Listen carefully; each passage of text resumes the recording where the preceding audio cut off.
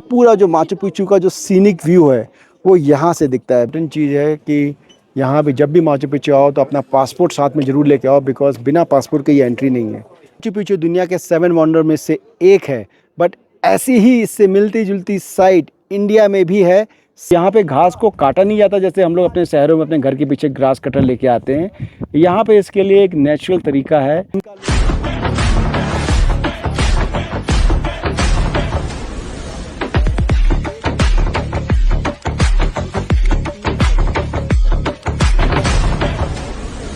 Hello everyone, देसी traveller from USA के एक और वीडियो में आप सबका स्वागत है। दुनिया के सबसे बड़े रहस्यों में से एक जो 7 वंडर ऑफ द वर्ल्ड में भी शामिल है 1922 तक, जिसके बारे में दुनिया में किसी को नहीं पता था। सिर्फ यहाँ की जो लोकल पॉपुलेशन है उनको पता था, बट दुनिया के टूरिस्ट मैप में या दुनिया में किसी को नहीं पता था इनका एम्पायर का एक one of the unique creation, जिसको कि अभी रिसेंटली कुछ सालों पहले 7 वंडर में भी इंक्लूड करा गया, माचू पिच्चू। किसी को नहीं पता कि ये इंका एम्पायर ने इसको क्यों बनाया, इसके बनाने के पीछे का रहस्य क्या था। आज के इस वीडियो में मैं आपको इसी माचू पिच्चू का टूर कराऊंगा, इसके बारे में बताऊंगा एंड इसके पूरी इसको कैसे प्लान कर सकते हैं, इसका टिकट कितने का होता है, इसको करने में कितना टाइम लगता है और इसके पीछे की क्या कहानियाँ हैं, वो सारी सब कुछ मैं इस वीडियो में आपको बताऊँगा। तो चलिए इस वीडियो की शुरुआत करते हैं ओलैंटे-टेम्बो से, जहां से हमने ट्रेन ली माचू पिच्चू के लिए, एंड देन ऑगस्ट कैलियांटे से हमने बस ली इसके एंट्रेंस तक। माचू पिच्चू घूमने के लिए जो सबसे नियरेस्ट एयरपोर्ट है पेरू में, वो लोकेटेड है कुस्को सिटी में। तो सबसे पहले आपकी फ़्लाइट लैंड करेगी कुस्को सिटी में एंड देन वहाँ से यू विल हैव ऑप्शन कि आप ट्रेन लेकर के ऑगस्ट कैलियांटे आ सकते हो वाया ओलैंटे-टेम्बो। तो मैंने अपने पिछले वीडियो में कवर किया था कि अगर आप वाया ओलैंटे-टेम्बो आते हो तो वहाँ पे भी आप एक ओलैंटे-टेम्बो का फोर्ट देख सकते हो। ट्रेन की जर्नी है, काफ़ी सीनिक जर्नी है, जिसमें कि आप पूरी जो ऑगस्ट कैलियांटे एंडीज़ रीजन की आप पूरी माउंटेन रेंज देखोगे एंड देन ट्रेन में ओलैंटे-टेम्बो की फेमस लव स्टोरी को भी वो परफॉर्म करके दिखाते हैं। तो one of the best scenic ride है ये पेरू की। तो मैंने ये सब कुछ पिछले अपने वीडियो में कवर किया था, उसका लिंक मैं नीचे डाल दूंगा। इस वीडियो में हम शुरुआत करते हैं ऑगस्ट कैलियांटे से। सो पीछे हमारा ये होटल है ऑगस्ट कैलियांटे, जो कि माचू पिच्चू का बेस है। हम लोग यहाँ पे इस होटल में ओवरनाइट रुके थे। होटल जस्ट एक नहर के बगल में ही है। काफ़ी ज़्यादा आवाज़ आ रही होगी नहर की। तो ये नहर के बगल में होटल बना हुआ है। यहाँ से जो बस स्टेशन है करीब 5 से 10 मिनट की वॉक है। वहाँ से हम लोग बस लेंगे माचू पिच्चू के बेस के लिए। तो let's go to the bus station. तो अगर मैं इस एरिया की बात करूँ ऑगस्ट कैलियांटे की, तो एक बहुत छोटा सा टाउन है एंड मोस्टली यहाँ पे जितने भी होटल्स हैं या रेस्टोरेंट हैं वो इस नहर के दोनों तरफ बने हुए हैं। तो हम लोग नहर के इस तरफ हैं राइट हैंड साइड पे, and then left hand side पे नहर के जो ट्रेन आती है वो लेफ्ट हैंड साइड पे आती है। पीछे मेरे वहाँ पे हमें जाना है, वो बस दिख रही है, वो है बस स्टॉप, जो कि मैंने जैसे बताया हमारे होटल से 5 से 10 मिनट की वॉक थी। वो बस करीब 20 मिनट की राइड होगी बस से माचू पिच्चू की बेस के लिए। जैसा कि मैं माचू पिच्चू की बस के बारे में बता रहा था, तो पीछे you can C bus stop वहाँ से ओरिजिन होगा, 8 बजे लिखा हुआ है और अभी से लाइन लगनी शुरू हो गई। अभी 7 बज रहे हैं, लुक एट द लाइन, ये पूरी लाइन जा रही है, अभी ये बढ़ती ही जाएगी। सो माचू पिच्चू को सिर्फ ये बस स्टेशन ही कनेक्ट करता है बाई रोड। तो ऑगस्ट कैलियांटे से बाई रोड बस से ही जा सकते हैं। एंड जैसा कि मैं बता रहा था कि अगर आपके पास माचू पिच्चू का टाइम 8 बजे है तो वो आपको मैक्सिमम आधे से 45 मिनट का टाइम देते हैं।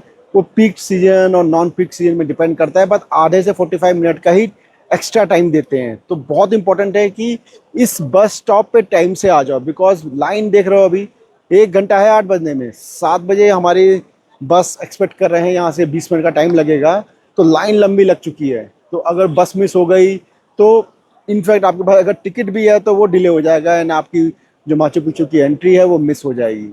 मैं बस के टिकट की बात करूं तो करीब $12 का टिकट है, तो अराउंड 1000 रुपये के आसपास बस का टिकट है जो एडवांस में बुक कर सकते हैं। तो बेटर अगर एडवांस में बुक नहीं किया है तो यहाँ पे आकर के भी टिकट मिल जाता है। सो जब मैं माचू पिच्चू की रिसर्च कर रहा था तो दिमाग में आ रहा था कि ये बस स्टेशन कैसे होगा, बस स्टेशन कहाँ पे मिलेगा, उसकी टिकट कैसे लेंगे। तो बस स्टेशन की टिकट ऑनलाइन ले सकते हैं एडवांस में, बस उसमें टाइम नहीं होता है, तो कोई फिक्स टाइम नहीं होता है टिकट में। You can come at any time. And पीछे देखो तो बस अभी आ ही रही है, अब ये बैक करके लेके आएगा। तो बिकॉज टिकट में कोई टाइम नहीं होता है तो कितनी भी भीड़ हो सकती है, तो टाइम से आ जाओ यहाँ पे। बट इसको ढूंढने में कोई दिक्कत नहीं है, पूरा जो शहर है ये सिर्फ माचू पिचू के लिए ही बना है। तो सबको पता है कि यहाँ पे जो भी टूरिस्ट आएगा कहाँ जाना है, उसको बस स्टेशन पे ही, और बस स्टेशन सेंटर पे ही बना है। एक नहर के किनारे दोनों तरफ होटल हैं, तो आसपास ही होटल होगा। और नहर के जस्ट किनारे पे एक ब्रिज के पास में, पीछे यू कैन सी, इस ब्रिज के पास में ये बस स्टॉप है। यहाँ से बस लेकर के will go to Machu Picchu. अभी वो बस बैक करके अब फाइनली लेकर के आ रहा है, तो let's board on the bus and Machu Picchu की जर्नी स्टार्ट करते हैं।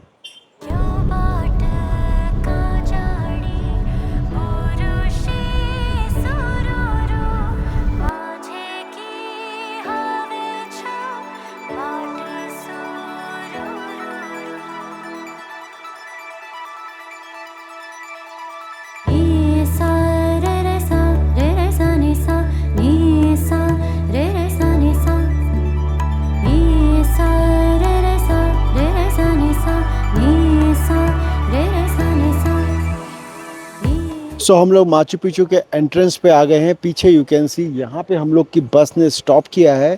उसके बाद बस स्टॉप करने के बाद यहाँ पे एक छोटा सा ऊपर एक ये रेस्टोरेंट बना हुआ है। देन यहाँ पर 2 लेवल बने हुए हैं। एक ये इस समय मैं जो ग्राउंड लेवल पे खड़ा हूँ, वहाँ से सर्किट 3 की एंट्री होती है। यू कैन सी वहाँ जाएंगे, वहाँ से सर्किट 3 की एंट्री होगी एंड सर्किट 1 एंड 2 की एंट्री वो ऊपर से वहाँ से होगी। तो बेसिकली माचू पिचू को 3 सर्किट में डिवाइड करा गया है। सर्किट 1, 2 एंड 3 वो तीनों डिफरेंट लेवल हैं जहाँ से आप माचू पिचू को देख सकते हैं। तो उसके बारे में मैं आपको आगे बताऊंगा तीनों सर्किट के बारे में। But for now circuit 1 and 2 की एंट्री वहाँ से होती है एंड सर्किट 3 की एंट्री यहाँ से होगी। एंड पूरे माचू पिचू में ऊपर कोई भी रेस्टरूम टॉयलेट्स नहीं है, तो इसलिए बेटर है कि पहले हम लोग यहाँ पे टॉयलेट करके रेस्टरूम फ्री होकर के ऊपर जाएंगे। माचू पिचू के जस्ट एंट्रेंस पे ये जो पीछे ग्रीन कलर की बिल्डिंग दिख रही है, ये सिर्फ पूरे इस एरिया में एक होटल है जो कि माचू पिचू के एंट्रेंस पे बना हुआ है। एंड बिकॉज एकमात्र होटल है, इतनी यूनिक जगह पे है, तो इसका किराया भी वैसे ही है। इस होटल का किराया है $1500 अ नाइट। बहुत सुपर एक्सपेंसिव है। एंड ऐसा नहीं है कि 1500 में बहुत बड़ी लग्जरी मिल रही है, जस्ट लोकेशन का कंफर्ट है कि आप माचू पिचू के सामने हो। यहाँ पे जैसा कि मैं बता रहा था, सर्किट 1 एंड 2 की एंट्री है। पीछे यू कैन सी 8 बजे की जो एंट्री थी उसकी लाइन लग चुकी है। एंड यहाँ पे दिन भर में फिक्स नंबर ऑफ़ टूरिस्ट को ही एंट्री दी जाती है, जिसके कारण से टिकट्स अगर सोल्ड आउट हो गई हैं तो यहाँ माचू पिचू आने के बाद भी ऐसा हो सकता है कि आप एंट्री ना ले पाओ। एक फ़िक्स नंबर ऑफ़ टिकट, कुछ जो है 100 टिकट या 150 टिकट आई थिंक एक दिन पहले रिलीज़ करते हैं। उसके अलावा बाकी सारे टिकट जो हैं वो पहले ही बुक हो जाते हैं। तो द बेस्ट थिंग इज़ कि जैसे ही माचू पिचू को प्लान करो तो सबसे पहले ये डिसाइड करो कि किस दिन देखने जाना है और किस टाइम पे देखने जाना है, because time of the day की टिकट होती है। उसके अलावा जिस टाइम पे है उससे आधे से 45 मिनट के अंदर ही एंटर कर सकते हो। तो किस दिन आना है, किस टाइम पे आना है, वो डिसाइड करते ही सबसे पहले माचू पिचू की एंट्री टिकट ब्लॉक करो। अदरवाइज़ अगर टिकट नहीं मिली तो यहाँ आने के बाद भी इसकी एंट्री नहीं कर पाएंगे। टिकट लेने के बाद सेकंड थिंग क्या होगा कि ट्रेन की टिकट बुक करो और बस की टिकट। एंड देन वंस दोनों टिकटें बुक हो गई तो उसके बाद यहाँ पे जो बाकी जो आपके फ़्लाइट है, होटल है, वो सारी चीज़ें बाद में बुक कर सकते हो। तो जब भी कभी माचू पिचू की ट्रिप का प्लान कर रहे हैं तो दैट्स इम्पॉर्टेंट टिप कि सबसे पहले माचू पिचू के एंट्रेंस की टिकट बुक करें। इम्पॉर्टेंट चीज़ है कि यहाँ भी जब भी माचू पिचू आओ तो अपना पासपोर्ट साथ में ज़रूर लेके आओ, बिकॉज बिना पासपोर्ट के ये एंट्री नहीं है। वो लोग यहाँ पे एंट्रेंस से पासपोर्ट चेक करेंगे। अभी आ गए हम लोग यहाँ पे, तो एंट्रेंस से पासपोर्ट चेक होते हैं ही एंट्री होती है। हमारी एंट्री हो गई है। अगर मैं इसकी एंट्री टिकट की बात करूँ तो एंट्री टिकट का कॉस्ट है $74, तो अराउंड 6000 रुपये की एंट्री टिकट होती है। एंड जैसा कि मैंने बताया, बस की टिकट लगती है $12, और अगर ट्रेन की टिकट की बात करूँ तो करीब $100 वन वे, अराउंड $150 की मान लो ट्रेन, रफली $120 तो मान ही लो। तो 10,000 ट्रेन की टिकट, 6,000 इसकी एंट्री टिकट एंड 1100, तो 18,000 रुपये का पूरा एंट्री टिकट लगता है माचू पिचू का, जिसमें कि सिर्फ 6,000 माचू पिचू का है, 10,000 ट्रेन का टिकट है। तो यहाँ पे जिस सर्किट का टिकट लिया है वहीं पे एंट्री कर सकते हैं। यू कैन सी तो नॉर्मल एंट्री के बाद ये सर्किट की एंट्री के भी चेक पॉइंट हैं। तो यहाँ पे ये सर्किट 2 है, यू कैन सी। तो उसके लिए यहाँ पे ये एंट्री पॉइंट है जहाँ पे चेक कर रहे हैं। ऊपर जो जा रहे हैं लोग वो है सर्किट 1 की एंट्री। तो सर्किट 1 ऊपर हैं लोग, और ये नीचे जो हम लोग जा रहे हैं ये सर्किट 2 है। उसके नीचे अगर देखो तो वहाँ से वो सर्किट 3 के गए हैं। जैसा कि मैं माचू पिचू के सर्किट्स के बारे में बात कर रहा था, तो इसको बेसिकली 3 सर्किट में डिवाइड करा गया है। सर्किट का मतलब क्या है कि 3 रास्ते जहां से माचू पिचू को देख सकते हैं। तो सबसे नीचे जो दिख रहा है, जहां पे लोग भी दिख रहे हैं, वो है सर्किट 3। उसमें माचू पिचू के बिल्कुल जो उसकी बिल्डिंग्स बनी हुई हैं, जो उसके घर बने हुए हैं या टेम्पल बना हुआ है, वहाँ पर उसके अंदर जा सकते हैं। ये है सर्किट 2 जहाँ पर मैं खड़ा हूँ। एंड यहाँ से ये पूरा जो माचू पिचू का जो सीनिक व्यू है वो यहाँ से दिखता है। बिकॉज मैंने ये सोचा कि उसके अंदर जाने से हमें ये व्यू नहीं देख पाएंगे। एंड एक टिकट में आप एक ही सर्किट कर सकते हो, तो आपको चूज़ करना पड़ेगा कि आप कौन सा सर्किट करना चाहते हो, 3, 2, 1। अगर आपके पास टाइम है तो आप तीनों सर्किट कर सकते हो, बट तीनों सर्किट के आपके 6,000 रुपये हर सर्किट का आपको देना पड़ेगा, और बहुत पहले से बुकिंग भी करनी पड़ेगी। पूरे इस सर्किट में बात करूं तो सर्किट 2 सबसे ज़्यादा पॉपुलर है टूरिस्ट में। माचू पिचू को देखने का बेस्ट व्यू पॉइंट सर्किट 2 से ही मिलता है। सो माचू पिचू बेसिकली बना हुआ है एंडीज़ माउंटेन रेंज में, जो साउथ अमेरिका में ही नहीं बल्कि दुनिया की सबसे बड़ी माउंटेन रेंज है, और ये बहुत रिमोट एरिया में बना हुआ है। इसके आसपास कोई भी रेजिडेंशियल या कोई भी गांव नहीं है, या कोई नहीं रहता यहाँ पे, जिसके कारण से इसको किस लिए बनाया गया है इतनी रिमोट लोकेशन पे अभी कोई क्लैरिटी नहीं है। इनका एम्पायर जैसे कि यूरोप में रोमन एम्पायर माना जाता है, वैसे ही साउथ अमेरिका का एम्पायर था इनका एम्पायर, जो पूरे साउथ अमेरिका में फैला हुआ था 15वीं सदी में। उन्होंने 15वीं सदी में बनाया इसे, इतना पता है। लेकिन क्या पर्पस था? बिकॉज उनका जो मेजर सेंटर था वो था कुस्को, ओलेंटे, टेम्बो एंड कुस्को। कुस्को यहाँ से करीब 3 से 4 घंटे की डिस्टेंस है बाई रोड आज के टाइम में। उनके टाइम पे तो यू कैन इमेजिन कि कितनी दूर था वो एरिया। तो उतनी जगह दूर से रेजिडेंशियल एरिया से यहाँ पे इतनी रिमोट लोकेशन में कोई भी चीज़ क्यों बनाई, उसका रहस्य आज भी साइंटिस्ट और हिस्टोरियन अभी भी फाइंड आउट करने की कोशिश कर रहे हैं। इसको माचू पिचू नाम भी पता नहीं इसका एक्चुअल नाम क्या था। लोगों ने इसका नाम माचू पिचू दिया है बिकॉज यहाँ की जो नेटिव लैंग्वेज है उसमें माचू पिचू का मतलब होता है ओल्ड माउंटेन, इसलिए इसका नाम माचू पिचू दिया गया है। बट इसका एक्चुअल नाम क्या था वो आज भी नहीं पता है। तो अब आगे चलते हैं।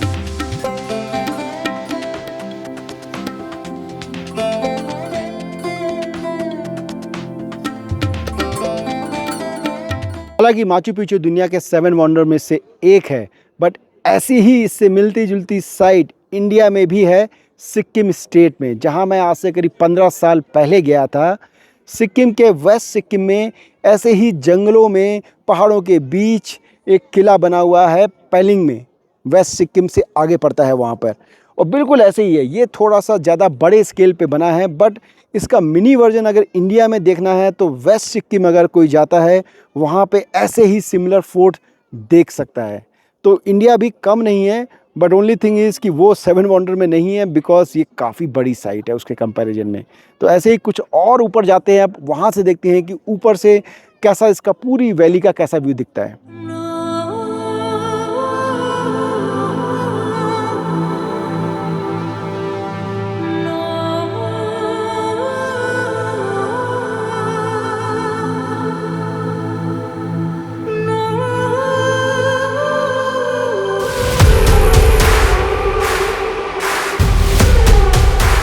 सो माचू पिचू के जस्ट पीछे जो ये माउंटेन दिख रहा है इसको वैना पिचू बोलते हैं, जिसका यहाँ की नेटिव लैंग्वेज में मतलब होता है यंग माउंटेन। इस माउंटेन के ऊपर भी हाइक करके जा सकते हैं और उसके लिए भी टिकट मिलता है। उसके टिकट में डेली में सिर्फ 400 लोगों को ही एंट्री अलाउड है, एंड उसका टिकट प्लस माचू पिचू का टिकट दोनों ही ज्वाइन लेना पड़ता है बिकॉज माचू पिचू के अंदर से ही इसकी हाइक शुरू होती है। एंड इसकी हाइक की जो स्टार्ट है वो 2 ग्रुप्स में होती है, सुबह 7 से 8 और 10 से 11। सिर्फ 400 लोग एट 1 डे ऊपर जा सकते हैं। बट इसके ऊपर से अगर व्यू की बात करें तो इसके ऊपर से पूरा 360 डिग्री व्यू दिखता है आसपास का।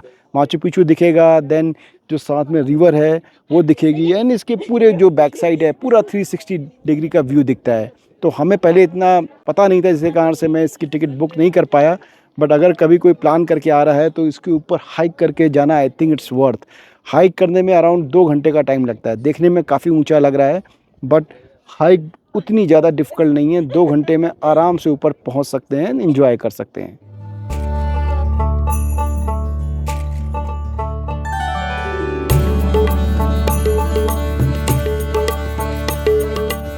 जैसा कि इनका एम्पायर के टाइम पे उनके पास कोई रिटन लैंग्वेज नहीं थी, तो ये क्लैरिटी नहीं है कि इनको किस लिए बनाया।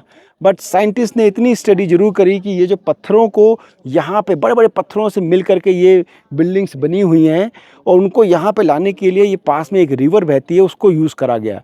उस रिवर से भी इतनी ऊंचाई तक पत्थरों को लाना एक बहुत बड़ी बात थी। आज से करीब 700 साल पहले की बात कर रहे हैं हम लोग, जब जो मॉडर्न इक्विपमेंट थे आज जो अवेलेबल हैं वो उनको अवेलेबल नहीं थे।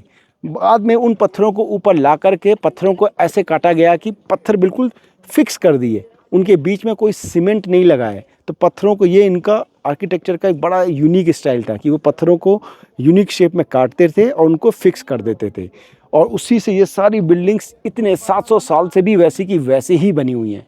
जैसा कि मैं वेदर के बारे में बात कर रहा था, यहाँ वेदर कभी भी अनप्रेडिक्टेबल होता है, कभी भी यहाँ पे क्लाउड आ सकते हैं एंड बारिश हो सकती है। पीछे यू कैन सी वहाँ से ये क्लाउड आ रहे हैं एंड अभी थोड़ी देर में ये पूरी वैली पे क्लाउड से ढक जाएगा एंड बारिश भी हो सकती है। बिकॉज हमने रेनी सीजन में आए हैं, तो आई विल से कि रेनी सीजन में बिकॉज ऑफ दीज क्लाउड्स ज़्यादा ड्रामेटिक व्यू देखता है। अगर आप बिल्कुल प्लेन सीजन में आओगे तो जस्ट सिर्फ सनलाइट दिखेगी, प्लेन स्काई दिखेगा, उतना ड्रामा नहीं दिखेगा।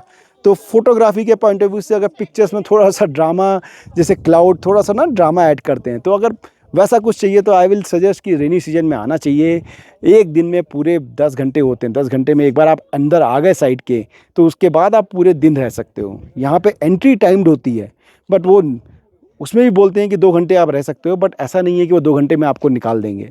तो सवेरे एक बार आ गए तो आप शाम तक 5 बजे तक, जब तक ये बंद नहीं होता तब तक यहाँ रह सकते हो। तो आई विल रिकमेंड कि रेनी सीजन में ही आना चाहिए, दिसंबर या नवंबर के टाइम पे, so that you can see this clouds and Machu Picchu everything in one trip. तो अगर मैं माचू पिचू में, अगर आप ध्यान से देखो तो पीछे काफ़ी सारी ग्रीन घास दिख रही होगी। तो यहाँ पे घास को काटा नहीं जाता जैसे हम लोग अपने शहरों में अपने घर के पीछे ग्रास कटर लेके आते हैं। यहाँ पे इसके लिए एक नेचुरल तरीका है, लामाज। वो यहाँ पे काफ़ी ज़्यादा घूमते रहते हैं आसपास के एरिए में। वो यहाँ के जंगली जानवर हैं और वो ही इन घास को खाते हैं, तो उससे यहाँ का ये जो एरिया है वो बैलेंस रहता है। तो है ना कि नेचर के जो इनका एम्पायर वालों ने बनाया उस टाइम पे, तो कैसे नेचर ने एनिमल ऐसे भेज दिए कि जो यहाँ पे इस एरिए की ग्रीनरी को भी मेंटेन कर सकें और इसकी ब्यूटी को ऐसे ही हमेशा ग्लो करती रहे। इनफैक्ट रेनी सीजन है अभी, फिर से मैं रेनी सीजन, उसके कारण से ये जो घास है अभी ग्लो कर रही है। अगर रेनी नहीं होता तो घास थोड़ी सी डल होती। अब इधर एक स्ट्रक्चर है तो उसके पास जाता हूँ एंड विल टेल यू कि ये स्ट्रक्चर क्या है। सो माचू पिचू साइड का ये यहाँ का मेन टेम्पल है, जहाँ पे इनका टाइम पे एनिमल्स को सेक्रीफाइस करते थे भगवान को खुश करने के लिए। तो अपने यहाँ पे भी जैसे अभी कुछ जगहों पे ऐसी प्रथा है कि एनिमल्स को सेक्रीफाइस करा जाता है, तो यहाँ भी वैसी ही परंपरा थी। इनफैक्ट अगर मैं सिमिलरिटी देखूँ तो इनका रिलीजन की काफ़ी सिमिलरिटीज़ है अपने हिंदू रिलीजन से। हिंदुज़म काफ़ी पुराना है, तो आई कैन से कि उससे कुछ कुछ डिराइव्ड है, बट दोनों बहुत दूर थे, तो वी कैन नॉट रिलेट कि दोनों एक दूसरे से कुछ जुड़े हुए थे। बट सारे रिलीजन में कुछ ना कुछ सिमिलरिटीज़ होती हैं। तो ये मंदिर में यहाँ पे एनिमल्स को सेक्रीफाइस करते थे। एंड इसके साथ में अगर देखो तो सारे जितने भी स्टोन्स हैं, बड़े बड़े स्टोन्स, कैसे उनको फिट करा गया है। और ऊपर जो ये लेगो की तरह निकल करके आ रहे हैं पॉइंटेड थिंग, इनको लेगो की स्टाइल में ही फिट किया जाता था। जैसे लेगो में अगर 3 बना रखे हैं होल, तो उनके बीच में उनको फिट करके ऐसे लेगो के पीसेस को ज्वाइन किया जाता है, उसी स्टाइल में इन सबको ज्वाइन किया गया है। एंड ऊपर जो वो दिख रहे हैं वो एक सिंबॉलिज्म दिखाई दे रहा है कि कैसे इनको फिट करा गया है इंटरनली। एंड इस टेम्पल के बगल में एक और टेम्पल है जिसको टेम्पल ऑफ 3 विंडो बोला जाता है। तो let's go there and will tell you more about temple of 3 window. So basically this is temple of 3 window. पीछे यू कैन सी 3 विंडोज़ बनी हुई हैं, और ये स्पेसिफिकली इनका माइथोलॉजी में 3 विंडो का सिंबल था कि पाताल लोक, ज़मीन एंड देन आसमान, जिसको हेवन बोलते हैं। जैसा आपने हिंदुज़म में भी होता है, तो वैसे ही इनका लोग मानते थे 3 संसार बोल सकते हैं कि एक पाताल है, एक ज़मीन जहाँ पे हम लोग रह रहे हैं, एक जो स्काई है हेवन। तो उसकी पूजा करने के लिए इन्होंने 3 डिफरेंट विंडो बनाई हुई थी एंड यहाँ पे इस मंदिर में आकर के वो टेम्पल ऑफ 3 विंडो में उनकी पूजा करते थे।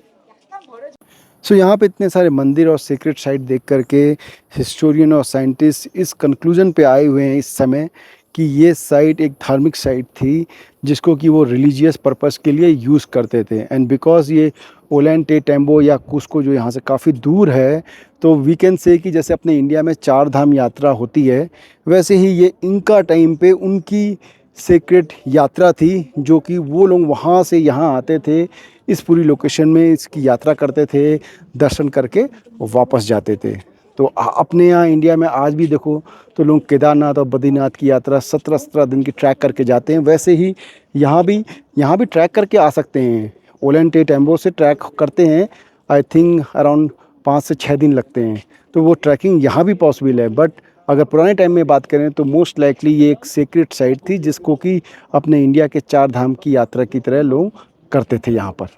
जैसा कि मैंने ओलेंटेटम्बो के वीडियो में दिखाया कि वहाँ पे सीढ़ी नुमा ऐसे स्टेप्स बने हुए थे, वैसे ही यहाँ पे भी वो हम लोग अभी ऊपर चल के गए तो स्टार्टिंग में नहीं दिख रहा थे। अब यहाँ से इस पॉइंट से हम लोग अब नीचे पूरे स्ट्रक्चर वाले पॉइंट पे आ गए हैं एंड यहाँ से वो पूरा व्यू दिख रहा है। एंड ओलेंटेटम्बो साइड में बता रहा था मैं कि उसको इनकम्प्लीट छोड़ दिया। अगर वो साइट पूरी कंप्लीट होती, वो फोर्ट था, ये जस्ट रिलीजियस साइट थी, तो अगर वो कंप्लीट होती तो वो इससे भी ज़्यादा ग्रैंड बनती एंड क्या पता आज वो दुनिया के 7 वंडर में से एक होती। अगर वो वीडियो नहीं देखा है तो उसका लिंक मैं नीचे डाल दूंगा, please go and watch that video. So now एक दिमाग में क्वेश्चन ये आता है कि ये साइट इतनी ब्यूटीफुल है, 7 वंडर्स में भी इंक्लूडेड है, बट इतने टाइम तक ये दुनिया से कैसे छिपी रही? तो बेसिकली जब स्पेनिश लोगों ने यहाँ पे पेरू रीजन में अटैक किया तो 15 सेंचुरी के आसपास, तो इनका रूलर्स ने धीरे धीरे अपनी जो साइट्स थी उनको अबेंडन करना स्टार्ट किया, छोड़ना शुरू किया। वो लोग ओलेंटेटम्बो में जहाँ उनका फोर्ट था उसको छोड़ करके वो दूसरी जगह शिफ्ट हुए। एंड ये तो एक रिलीजियस साइट थी, ये परमानेंट एक सेटलमेंट नहीं था, यहाँ पे वो लोग परमानेंट रहते नहीं थे। तो जब वो वहाँ से चले गए तो उसके बाद यहाँ पे आना तो और भी डिफ़िकल्ट था। तो इसलिए जैसा कि मैंने बताया कि जैसे 4 धाम यात्रा है, तो अगर लोग वहाँ रह रहे हैं तो वो यात्रा करने यहाँ आएंगे। अगर वहाँ पे ही नहीं है तो धीरे धीरे ये साइट जो है जंगलों के बीच में एंड समय के साथ ख़त्म होती गई। एंड आम पब्लिक के लिए भी लोगों को, पेरुवियन लोकल लोगों को पता रहा हमेशा, बट दुनिया को कभी नहीं पता चला। स्पेनिश लोग यहाँ पे नहीं पहुँच पाए, उसके कारण से ही ये साइट वैसे की वैसे ही इंटैक्ट है। बिकॉज कुस्को में कुछ जगहों पे जहाँ स्पेनिश लोगों ने रूल किया, वहाँ पे उन्होंने साइट का जो स्ट्रक्चर है वो चेंज कर दिया। मैं अपने कुस्को के वीडियो में आपको दिखाऊंगा कि कैसे नीचे अभी भी इनका रूलर्स के स्टोन बने हुए हैं, ऊपर उन्होंने अपने चर्चेस बनाए हुए हैं। तो यू नेवर नो कि अगर स्पेनिश लोग यहाँ पे आ जाते तो ये साइट आज 7 वंडर में होती भी कि नहीं होती। बट चाहे रीज़न कुछ भी हो, तो अच्छा है कि एक तरीके से स्पेनिश नहीं आ पाए एंड आज ये दुनिया भर के लोगों का एक पॉपुलर साइट बनी हुई है। तो अब यहाँ से हम लोग निकलते हैं आगे एंड आगे एग्जिट लेंगे and will conclude the video at the exit point. सो अब हम लोग एग्जिट पॉइंट पे आ गए हैं, जहाँ से हमने ट्रेल की स्टार्ट करी थी वो थोड़ा सा ऊपर लेवल पे है, बट ये उसके नीचे लेवल पे है। जैसे मैंने बताया, हर सर्किट जस्ट 1 वे है, आप एक तरफ से जाओगे और दूसरी साइड से नीचे आ जाओगे। ओवरऑल काफ़ी अच्छी साइट थी, 7 वंडर में है तो ऑब्वियसली अच्छी होनी ही थी। एंड जैसा मैंने बताया कि रेनी सीजन में आए तो उसके कारण से हमें जो ग्रास एरिया है बहुत ग्रीन दिखा, और जो साइट है उसके कारण से थोड़ा सा और ज़्यादा वो सीनिक लग रही थी। तो आई होप आपको भी ये वीडियो अच्छा लगा होगा। If you have any comment और a suggestion, write it in the comment box, and you can watch many more videos like this on my channel, and thank you for watching this video.